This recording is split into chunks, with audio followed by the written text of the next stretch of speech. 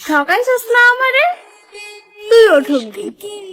আমার সংসার থেকে আমার অপবাদ দিয়ে বাইর করছিস না, তোর সংসারে তোর বউ পরকিয়া করবো, কিন্তু তুই কইতেও পারবি না, সইতেও পারবি না। শেষ বয়সে সব দেখবি, কিন্তু কইতে পারবি না, বুঝছস? ওই যে উপরে একজন আছে না, অপেক্ষা কর, ফল পাবি পাবি, শুধু অপেক্ষা কর। রিভেঞ্জ অফ নেচার বলতে কিছু একটা আছে।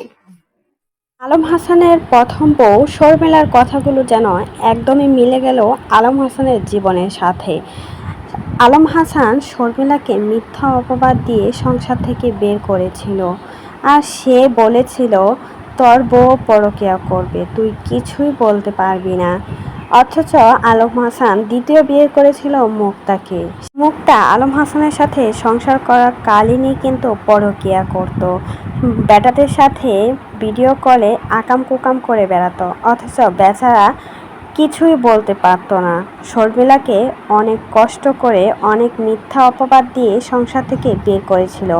যখন শর্মিলাকে আলম হাসানের আর ভালো লাগতো না, তখন শর্মিলার উপর মিথ্যা দোষারোপ দিয়ে শর্মিলাকে বের করে দিয়েছিল।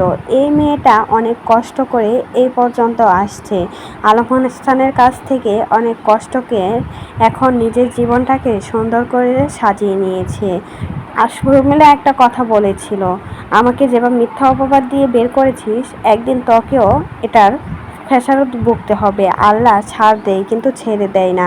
আর সেটাই যেন একদম তারাক্ষভাবে মিলে গেল আলম হাসানের জীবনের সাথে। তাই তো মুক্তা আলম হাসানের সংসারে থেকেও পরকিয়া করেছে, এখন তো পরকিয়া করেই চলে গিয়েছে, ডিভোর্স হয়ে গেছে মুক্তার সাথে। আবারও মুক্তা তার আগের জীবনে ফিরে গিয়েছে, যখন সে অনেক খারাপ খারাপ কাজ করত, খারাপ খারাপ ভিডিও বানাতো।